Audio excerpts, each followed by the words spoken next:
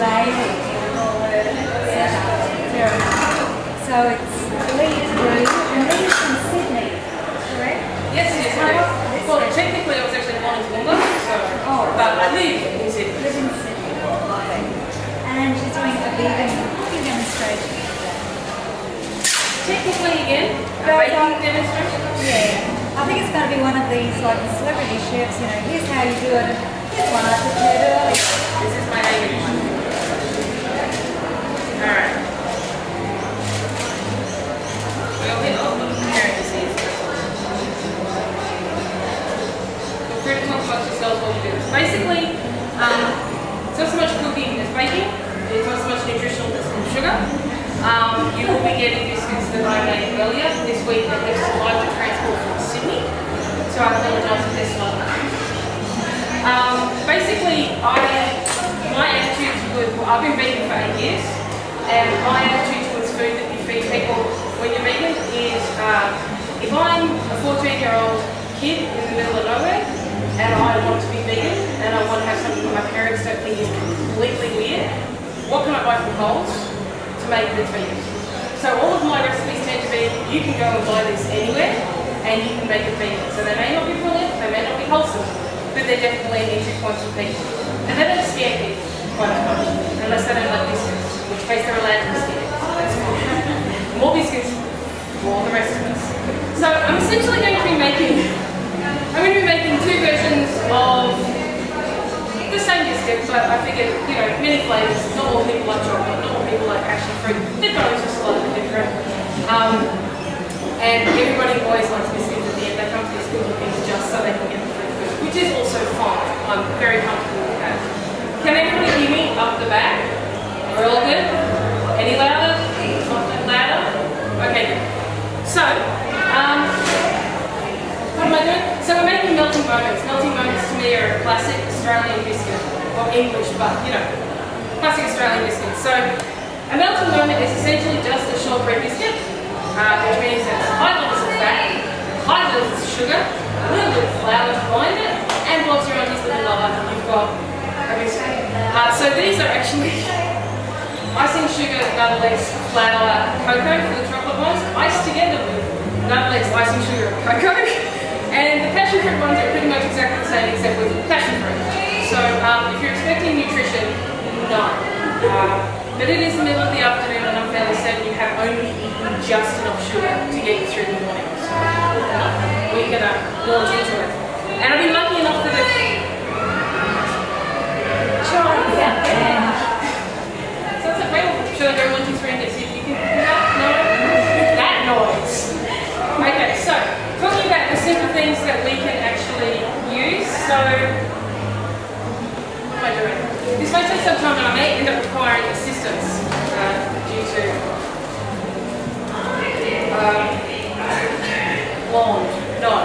lack of brain. Any questions while I'm playing around with the ingredients? Yes, hello? No? Yes? No? Anyone? Anyone? Comments? Hello, yes? What's the name of your restaurant? My restaurant? Oh, I used to own a place called Naked Espresso in Sydney. I don't know if you've ever been there. It's 2 days a week, vegan cafe. If you're ever in Newtown in the next few months, do go by. It shares premises with a pizza place that also does the biggest number of vegan pizzas in Sydney. So, yeah, it's on King Street. If you go to Green Gourmet on King Street, it's pretty much directly opposite in Newtown. So, yes, hello. I was just going to stretch. Okay. I'd just like to say thanks for showing us stuff. Oh, that's okay. This one is not so much cooking, it's bringing it together. Enjoy the stretch. And sadly enough, despite the fact that I've actually demonstrated this a number of times and it's in my book, I can't actually remember the recipes. So, product placement. These are the last 14 of the books in existence because they're not getting reprinted, so feel free to buy them. So, if you're not in the mood for using something like nutlets, which some people don't, you can actually make these using coconut oil. You can make them using gluten-free flour. You can do all of that sort of stuff, and they work out particularly well because it is just the balance of fat to sugar to flour that you're really looking for stock bread. These ones are ridiculously difficult to screw up. So you can try if you want, but please don't. You make me a liar. So we're going to start off with great mounds of nuggets. About 3/4 of a cup of nuggets. So I'm going to do both of the doughs at once, pretty much. So that's this is a 1/4 cup, so we'll be doing 3 of these. So again, any questions while I go? Comments? How's your day been so far? Have you enjoyed it? Has everybody had a hot dog? Has everybody had a pie? You have to answer me. Yes, good, excellent. You haven't had either? Why are you here? I ate some hot dogs again and they weren't ready. Yeah, no, they've been very popular. They're not ready very often. But that's a good thing. So yes, 3/4 of a cup of nuggets. And I'll just do the other one. I've only been to this festival this year. Anybody been last year? Yeah? How's it compared? Is it okay? Well, this is about half the size. Yeah, I was going to say, I'm trying to figure out whether or not it's a lovely ironic statement that it's only overclass. It's in the pretty garden, so Yeah. lots and lots of space. Yeah, no, I mean, because the Quilted Creek Festival is in much the same place. Sort of the same sort of place in Sydney. Yeah. But yeah, I am kind of trying to figure out if it's I think we can spin it as a joy. Yes, hello? If you're looking for something to talk about while you work, perhaps you could tell us about this Nuttlex. I'm not sure what that is. Nuttlex is Australia's only vegan margarine. There is some contention about Nuttlex because they do use palm oil, and as we know, palm oil gets a bit of a bad rep due to the whole slaughtering orangutans thing. But Nuttlex have confirmed that they're sourcing, or the company who make Nuttlex have confirmed that they're sourcing their palm oil from organic, sustainable growth forests and not killing orangutans as far as possible. So, we're kind of left with very few choices when you only have the one thing on the market that you can use. There is another one called soy butter, which is by an Australian company called Kingland, but as far as the chemical reactions that you need to have in baking, and baking is chemistry to me, cooking is art, but baking is definitely chemistry. If you don't mix everything together properly, you're knackered, you're not going to get what you want. So from a chemical composition point of view, Nuttlex works a lot better in these sorts of baking experiences than the soy butter does. But you can replace it with coconut oil, which does work really well because it stays solid at room temperature. Not this room temperature because it's a bit warm, but coconut oil will generally stay solid at room temperature, which is what you want out of a fat like this that you're going to use to bake. So you can get Nuttlex from Coles, Woolies, any supermarket, it's about $3. And it's a nice very substitute. Okay, any other questions? Excellent. So, thank you very much. I like it. You can keep asking questions, please do. Somebody ask questions. It doesn't have to be about the baking. It can be anything. I can just talk, but it will be meaningless and I will talk. No?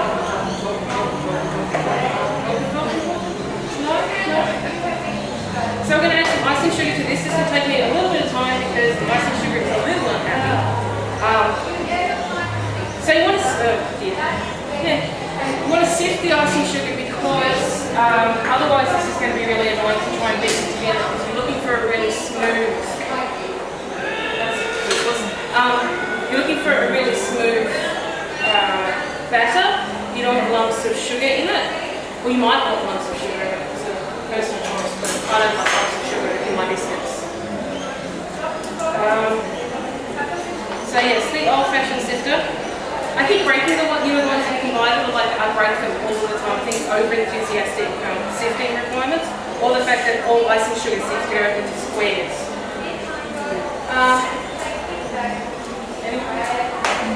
So basically what I'm doing here, normally I do this with clear bowls and you can kind of see what's happening, but a friend of mine who lives in Brisbane kindly loaned me all of this stuff so I wouldn't have to bring it up from Sydney. So yeah, essentially what we're looking for, hey! Snow on the mountains. So you're just trying to sift it through so it's nice and soft. And then you're going to beat it together. Now you can beat it together using an electronic beater or a whisk, but given that Nuttlex is very soft and given the temperature in this room, I'm not actually going to bother with that. I'm just going to go this one.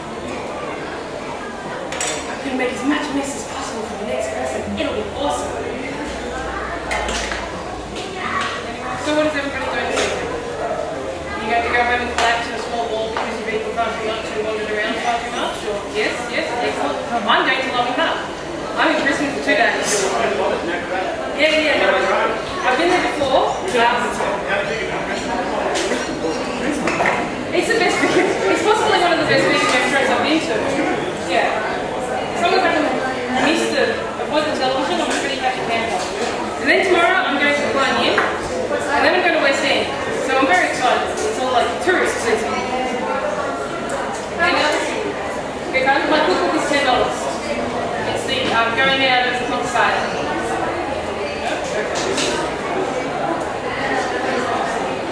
So I'm actually currently doing another cookbook as well, which is all pastry based. So it's not just going to be sweets because I'm slightly sick of making sweets, but sweets are always good for people.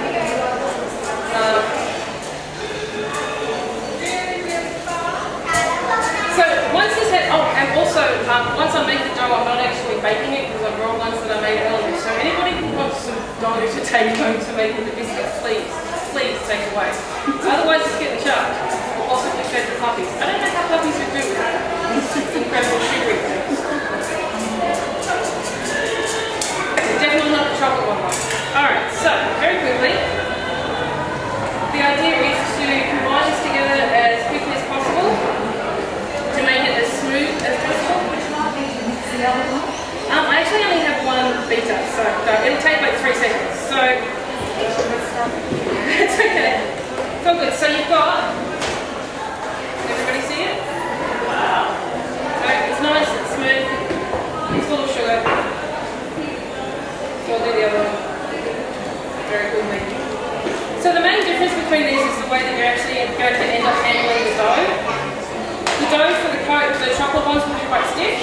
The dough for the passion fruit ones will be quite soft. And the joy about doing, part of the reason I'm showing you both of these is that the proportions are slightly different for each of them. And what we'll find is that you can use the proportions for the passion fruit one and do something like lemon juice with lemon zest in it. And you can do a plain vanilla one with the chocolate proportions so that you just maintain the same proportions all the time. So, to the passion fruit one, we're going to add a quarter of a cup of passion fruit pulp. Now, I'm from Sydney, so that's generally the only way that I ever see passion fruit pulp is in a can. However, my grandmother used to have a passion fruit vine, so I do actually know that comes with little sort of little purple things. I understand that. It's about 4 of those if you've got good passion fruit. So the joy about putting in an acid with a fat is that it looks absolutely revolting with curdle, like that. It's awesome. Won't actually mix them together particularly well, but that's okay. That's kind of what we want.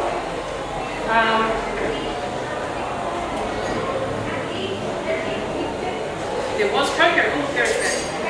So, you can buy, I like making these actually with raw cocoa powder, or cacao powder.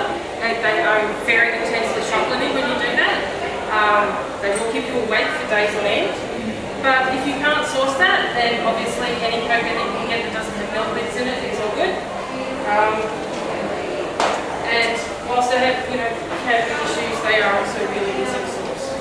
Any questions while I keep talking? No? Yes, hello. What's the difference between raw cocoa powder and temporary malts? They took the cocoa nibs and then ground them. I think it's basically the main difference. You can get cocoa nibs that aren't actually, I should have brought scissors. You can get cocoa nibs that haven't actually been scissors. It's magical. Yeah, so that's the main difference is that it's been, it's either been cooked and processed or not. And raw cocoa or cacao has got, there are certain health benefits associated with it, which I'm fairly certain would be undermined somewhat by mixing it with a huge amount of ice and sugar. However, you can always protect.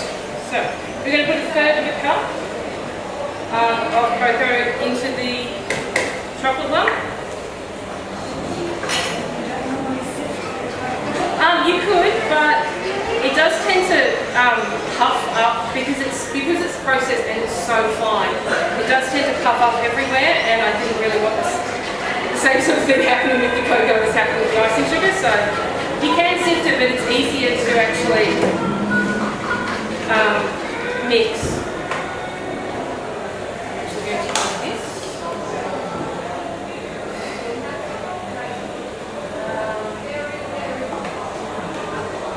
So, a poll of who's vegan in the room? Excellent. Who's been vegan under a year? Wow. Who's been vegan over 5 years? Excellent. Who likes baking? We found that they cooked a hell of a lot more once they became vegan, no? Why did you want to say that? Because I'm asking questions. No. This is my mother, by the way, who's asking the annoying questions. Everybody wave at her. Thank you, Karen. My pleasure. I'm going to run into the teacher. Yes, please don't encourage her. Okay, so once I start demonstrating the icing, I am actually going to need some assistance from a couple of people to spread the things that I have made earlier with icing. So I'm hoping there are people who are keen to play with icing. Excellent. I have one. Do I have anybody else who's keen to play with icing? There we go. Alright, so. Oh, that's not what I'm making. I'm not making chocolate cherry squeeze. Okay. Excellent. Stay. I did actually remember, a friend of mine is doing a series of cooking, well, a series of being vegan videos on the Magic Works machine. She got me to do cooking demos for her. And I did actually memorize the chocolate melting moments for that cooking demo, but I'm apparently out of the ear as soon as I've done it. Alright, so we're going to go with about 1 1/3 cups of 1 1/3 cups of flour for the chocolate melting moments. Because we've already got 1/3 of a cup of cocoa in there, that's added to, it's already going to start drying out and picking up the fat. One of the joys about melting moments, especially for people who are a bit scared of baking, one of the worst things that you can do when you're doing glutinous baking, when baking on standard wheat flour, is that as soon as you add liquid to it and start mixing it enthusiastically, you're going to create bread. Because you start massaging or creating gluten strands in it, and the more you work it, the tougher it becomes. The first ever vegan cake I made, this big, and you could stretch it and spoon it at people. It was a deadly weapon, and it took me a very long time to learn. Seriously, carrot cake, it was horrible. And but one of the joys about when you use something that is pretty much only fat and flour, you can mix it to your heart's content.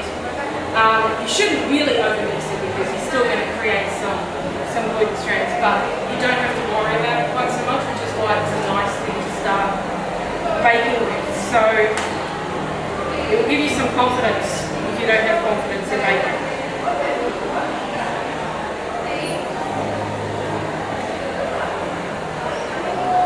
Any questions? Any commentary? Any random observations about the world? Please. Anything? No? Okay.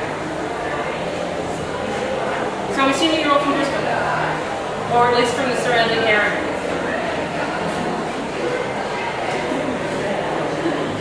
Alright, so what you'll end up with when you finish mixing it enthusiastically is a nice, soft, but brought together dough that smells kind of awesome. Actually, interactive moment. Yeah, I like to pass that. Everybody take a whiff. You know, it sounds weird, but there you go. It's just lovely and chocolate, and you can feel it. Yeah, she's judging my consistency. That's okay. I'm consistent. So there's an incredibly, it does feel like, oh yeah, that's a whole lot of chocolate. Thank you very much. Okay, so because we've got the liquid in with the fat, you're going to need to have slightly more flour and also mix it slightly less because you've got a liquid in there that could cause it to toughen slightly. So it's about 1 3/4 cups of flour. I do indeed, well done. I know I forgot myself this. And I can confident to the other ones. Oh my brain. What did you pick on making rather than cooking? I didn't actually. I'm a cook. Well, no, I'm not a professional cook, but given a choice, I would cook. But when I talked to the people who ended up publishing my cookbook, I was like, awesome, I can do all of these like savoury stuff.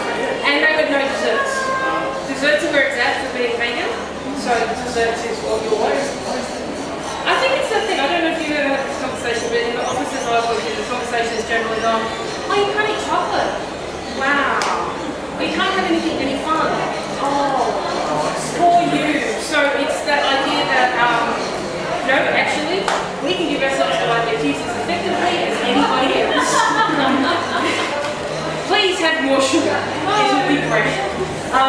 So the one thing that I forgot to actually put in was custard powder. This is all-grain custard powder, which is gluten-free and vegan. It adds a lovely sort of vanilla tone, and also for the passion fruit one, it gives it a bright yellow colour, which is kind of what you want for the passion fruit. So, half cup. Yes, hello. You made the statement about like getting overstimulated by the cocoa and not being able to sleep or something like that.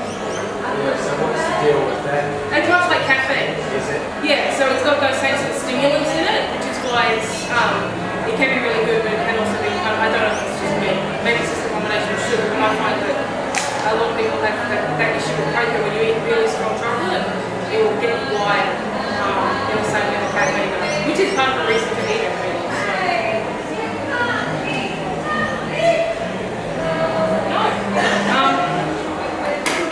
So that's a custard powder, and because I forgot it earlier, you have to recheck the consistency of things if I forgot an ingredient. So the reason for adding things like corn flour and custard powder is actually to add to the short. The idea of being baked good being short is a combination of the more fat you have in a baked good, the shorter it's going to be. So shortbread, which has got that lovely sort of soft texture, and then it sticks to the top of your mouth when you eat it, and it's ridiculously addictive. That's got high levels of fat, low levels of flour in it. And so the more fat you have in something, the shorter it's going to be. To get that added cheat to it, you actually can also add something like corn flour or arrowroot, or in the case of the custard powder that's here, it's a mixture of potato flour and other ones that are quite fine and short themselves, and they'll add to that consistency when it's baked that gives it a much crumblier kind of consistency. If you're making a sponge cake, one of the things about being a vegan baker is that usually sponge cakes rely upon egg to give them their airiness and also a certain level of shortness to them in the way that the consistency and the crumb of the cake. And what you can do to actually get that when you're making it something like sponges, you can add almond meal, which gives the fat levels that egg would usually give. And you can also add corn flour or custard powder, which will help shorten it slightly for you and give more of a consistency that is more sponge-like, especially with the plastic sponge like a Victoria sponge, when you just want to have a sponge by itself. I know. Anybody had any horrible baking experiences that they had questions about that they may be able to assist with? I think you answered it when you talked about your rubber carrot cake. The rubber carrot cake, yes. It is one of my favourite stories. It was one of my least favourite experiences. I've tried to make several of those cakes. Yes. I think everybody does, because there's that statement that says don't ever mix, but it doesn't tell you why and what you're supposed to do. But, I don't think I understand what overmixing is. yes, this is pretty much How it. to mix any less. If your arm starts burning, you better mix. Thank you, there you go. I'm going to now take that on as my new answer to things. Yeah, and you can actually leave little bits of flour in a cake batter, because what will actually happen is that, as everything expands and as it cooks a little, unless they're ginormous lumps of flour, in which case don't do that. That's not very nice to do. Losing the crap. Okay. Good one. Multi-six for everybody, yes. So I'm actually going to bring this one together now that I've added the corn flour. It's dried out too much for me to stir, so I'm just going to mix it together. No water. No. Nope. That looks good for this one. Okay, so what you'll end up with the chocolate melting moments, you'll have a lovely, soft, takes an imprint relatively easily, fatty piece of pastry. And with passion fruit it will be less so because it's got the liquid in it, but it still is a nice bright yellow soft piece of pastry. So I'm just going to wipe my hands and then we're going to pretend that we're going to bake these, just because why not? Seems fair to me. Actually, container of helpfulness. If you could just wash that off. So it's relatively easy for so you get your baking tray, baking paper,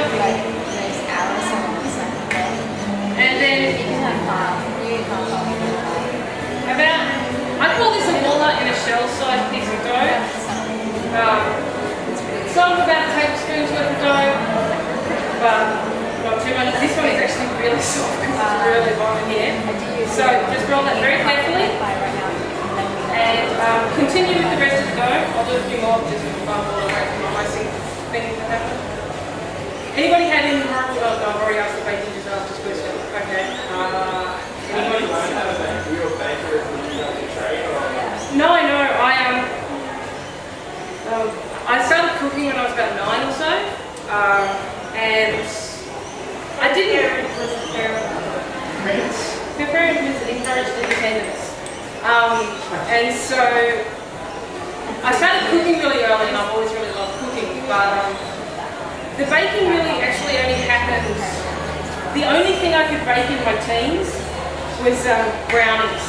And given that brownies generally consist of 100 gazillion eggs and a teeny bit of flour and cocoa, trying to bake vegan brownies has eluded me. And I don't want to try. I can buy addiction food brownies instantly should I really need to, so I'm good. But no, I started studying to be a chef, and then that didn't really happen because I was old when I was doing it. Yeah, it didn't really happen. But it was really when I became vegan and suddenly went, oh, I miss cheesecake. My first ever cheesecake I made was like 6 months after I became vegan, and which is kind of weird, but wonderful in a strange sort of way.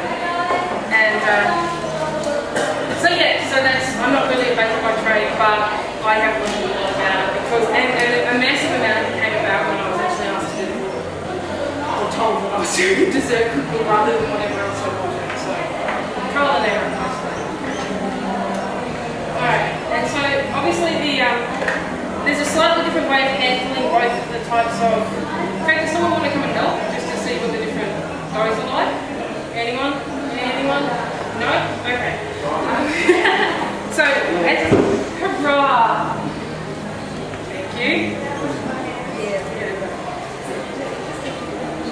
So as you can see, rather than the other passion fruit stuff, I can kind of do rough.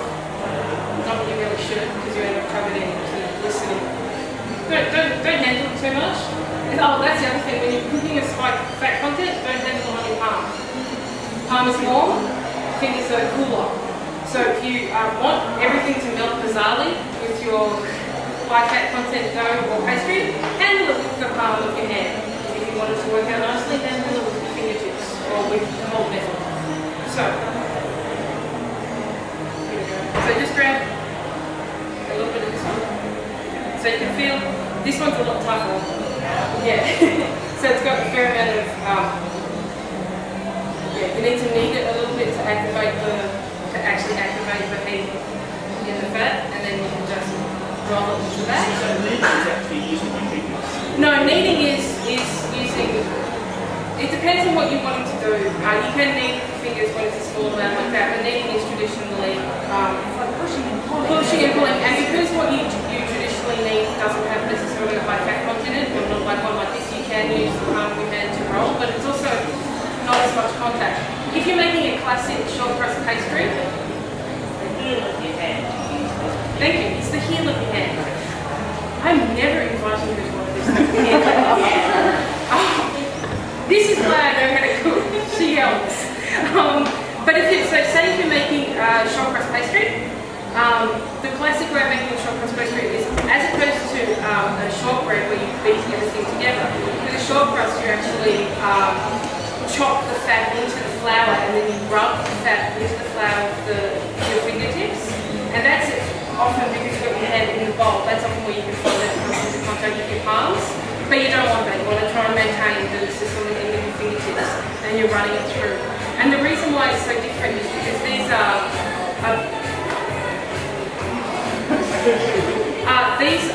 going to not be as short as the short crust pastry, but also you're rubbing the fat into the flour. You're creating little pockets of fat so that when you roll it out and you bake it, they actually explode and cause that kind of crumbly feeling that you get with the short crust pastry. So absolutely unrelated to this, but it's a tip to use. Alright, so you can get nice. So have fun with this one just to get the experience. You can already feel it. Yay! It's a little bit softer, yeah? Big fun? No? Okay. So yeah. So you space them on your tray about, they're not going to spread a huge amount because they're obviously not got any raising agents in them, but they are going to spread a bit of the fat. So you can usually get 4 to 5 onto a tray about that size. I once got a friend to make them with me and she made them like this. It was awesome. I don't know how to get the skill to do that because I don't. And then to finish them off, fork, squish. There we go, so you get a lovely, and it's possibly the most fun part of the entire experience. Obviously with the passion fruit ones it's going to be slightly different. It's a slightly gentler squish. There we go. Very nice. Much prettier than mine. So, no copy that up. So, sideways quickly, look, see? Can everybody see the squish one? Yes. And then these, I'm here for an hour, so I've got some time, it's okay. I'll be done in 10 minutes, it's all good.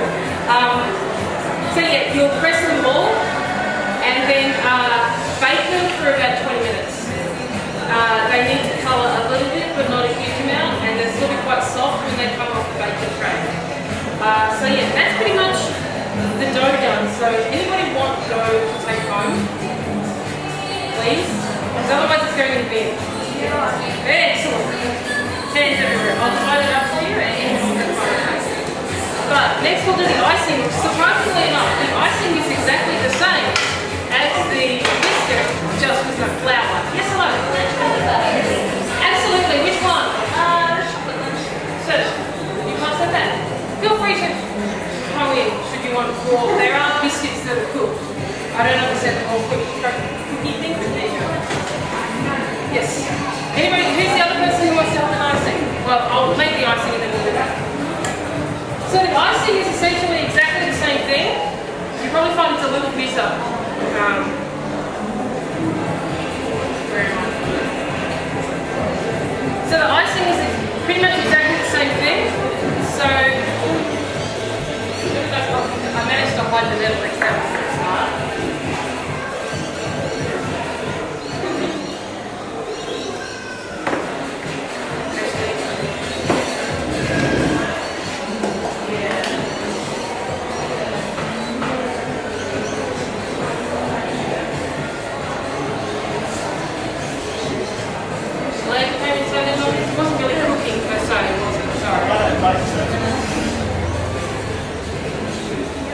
Anybody got any favourite pre-vegan things that you haven't been able to make vegan? No? Everybody's perfect. Anybody got any questions? So for the icing, yeah? Yes, I was going to say. Either that or a flashy bag. Cream substitute? It depends on what you wanted to use the cream for. My preferred, if you say using like a whipped cream in a cake or something like that, I make a cashew cream, which is just, you soak cashews, say a cup of cashews overnight, and then you blend it with about half to a cup's worth of water, a little bit of maple syrup and some vanilla extract, and it just gives you a really, and you can put a little bit of lemon juice in as well for more of a ricotta kind of vibe. And so yeah, that's a really nice cream substitute. It's relatively expensive, but it is quite nice to make.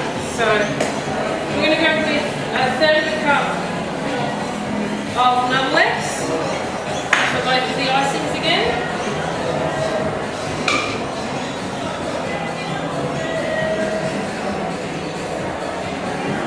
Yeah, I used to make a black forest cake with cashew cream in it, which is quite possibly the most evil thing I've ever made. It hurt. It was awesome. If I do say so myself, sorry. It's so good. Alright. We're almost there. There will be biscuits quite soon. Most beautiful balls. Okay. And then about 3/4 of a cup. This is the exciting bit that you get to do.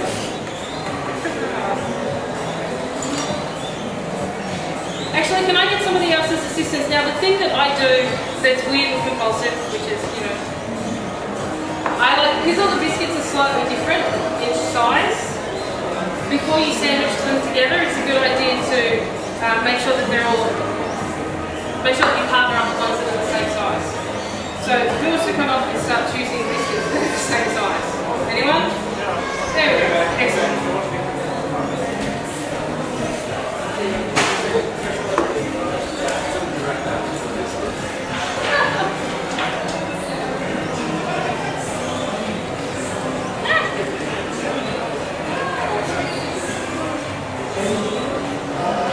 I make a lot of mess on my house.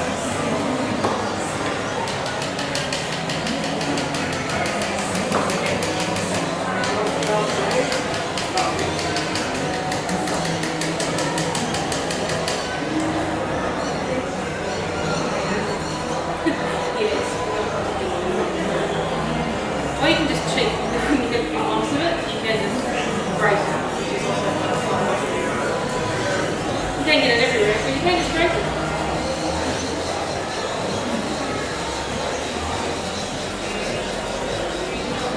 So has anybody tried the carrot cake in Vegan with Vengeance? By Leigh-Chantelle recipe? It's the best carrot cake in the entire world. So it's a cookbook called Vegan with Vengeance. They've got a copy of it out there at the bookstore.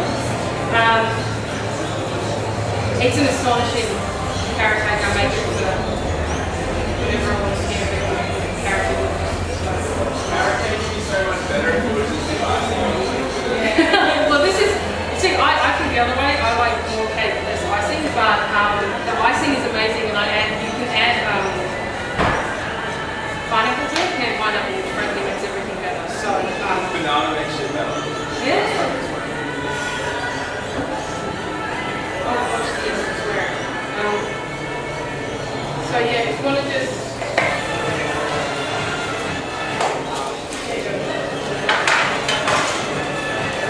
So unsurprisingly, the icing is essentially the same concept as the biscuit, which is just sift your icing sugar into your nuggets.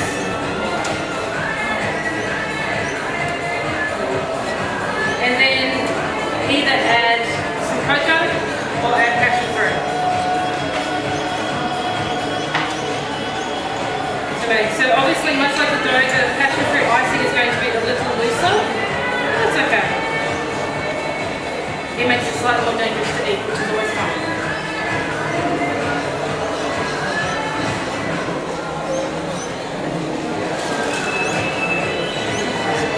So we have just a nice relatively thin icing that's just going to sandwich together the biscuits that have been organised here. So I'm just going to clean up a bit whilst a little bit of cocoa. So you're looking at about 1/4 of a cup of cocoa into your icing mixture.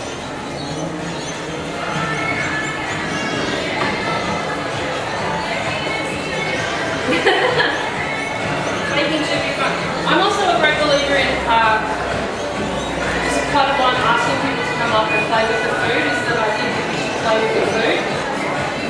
Because only by, and you had quite the idea that I like to think you understand texture and you understand the way things should feel, and it helps you appreciate a lot more and become a lot more comfortable with cooking, I think. So I'm a great believer in food that you actually have to interact with a little bit. I love rice paper rolls because you can set them all out and then you have to create them for yourself and stuff like that. So that gives it a lot more of a interactive feel. Okay, so you want to help ice? Yes? Do come up. Who else is going to help ice, or are you happy to make the icing?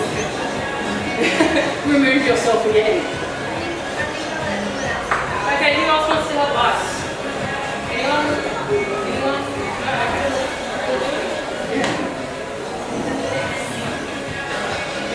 Cool. Thank you very much. Alright. There's another one just here. Alright, so who was it? While we're just waiting for that to happen, who else wanted to take some dough home? I've got hands again.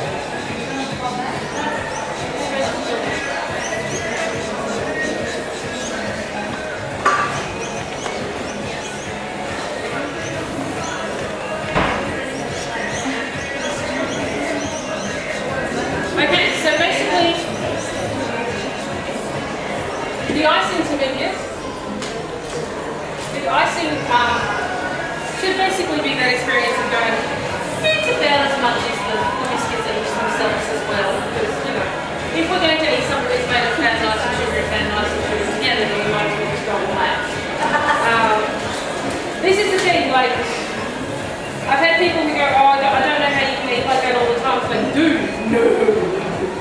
This is maybe once, every time I do a festival, I have a biscuit.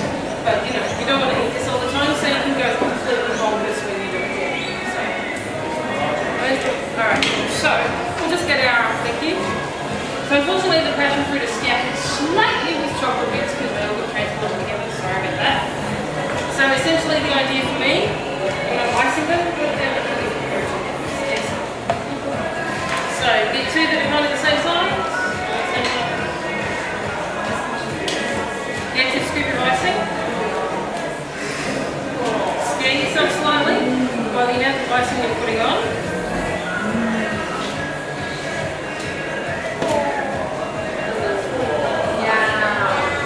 Yeah, with the passion fruit icing, and especially in this very warm room, it's going to be a bit boozy when you eat it or play with it. But yeah, with the passion fruit ones, I generally recommend keeping them in the fridge for overnight before you try to consume them because they will be a bit good. However, you guys get good icing. There we go. So, okay, just get the ice to your heart's content.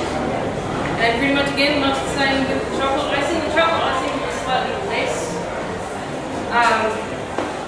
gooey, but not by much today. Did I mention diabetes? Come on, look at that. Oh, that is some sexy biscuits. So this could be very essential. yeah, absolutely, please. It's happen to not be. It's something you create with your hands and then consume. It's beautiful. Beautiful thing it's cooking, and you really need to do it. It's just lots and lots of fun. Alright, so who wanted dough to take away? Nobody? Yes, maybe? Yes, please. Okay, so I'm going to, actually the more people who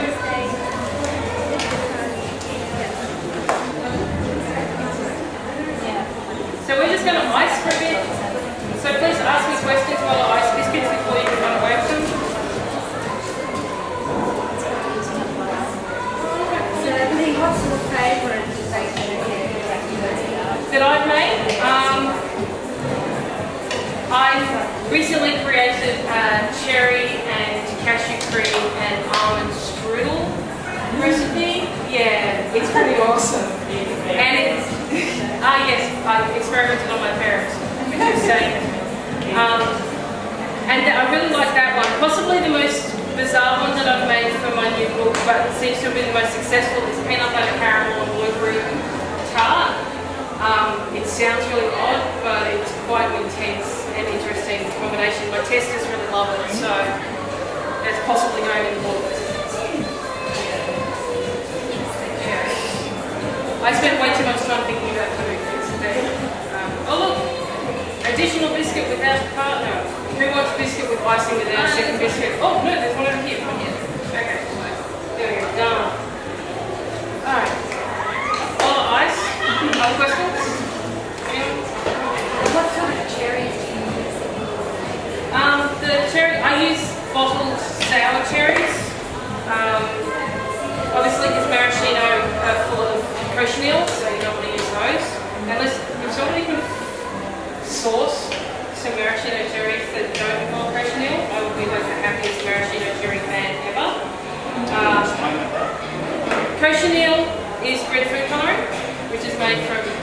female cochineal insects made from the wings, the carapace, ground up and used to make colour. So yeah, if you get anything with the 120 colour in it in a processed food, then that's got a bit to it's well, I like to say that when I joined the vegan club I got a secret book, but it's just one of those things that floats around the vegan community, that things to know to look out for that are really weird. Like all flavoured potato chips have got whey powder in them. Why? Just add salt. It'll be fine. Or beer is well, yeah, it's just, I mean, you know, there can't be any profit to putting fish bits, like using isinglass made of fish bits to do beer. It's stupid, isn't it? It's one of my favourite. It's one of my favourite having a beer with an on-the-wall co-worker conversation. So, I'm enjoying your fish bits today. Hurrah! But, you know, people so yeah, it's a little bit wobbly. It's travelled all the way from Sydney. It's feeling about as tired as I am. How can we do the time? It's fine? Okay. So has everybody said hello to the dogs that are ready for adoption? There are a couple of dogs wandering around on the leash, waiting to be adopted. They are so beautiful. If I wasn't in Sydney and didn't already have cats, then would be puppies, because of my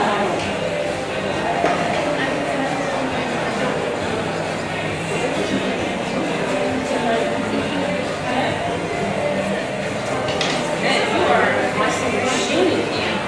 That is awesome. I'm going to make some someone to eat one. Yes.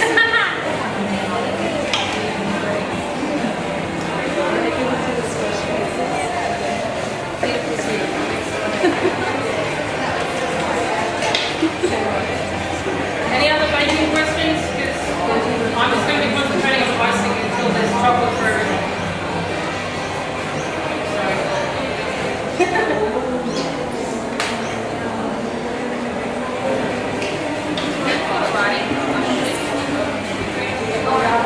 Oh, if you want to book, if you are looking for a list of ingredients, I think I've still got it. Dookie sells something called the vegan shopper. It's this big. You can slip it into your pocket, and it just is, you know, things that are usually probably for animal foods, or surprisingly for animal foods. So yeah, there are a couple. You can also get, I think from the Vegan Society in the UK, you can get the A to Z of animal ingredients, but again, there's that thing of finding ingredients that are specific to Australia or that will use processed differently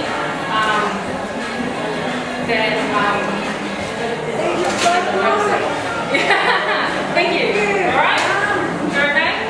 You will find that as you eat them all, your mouth will stick together because it's full of gooey goodness.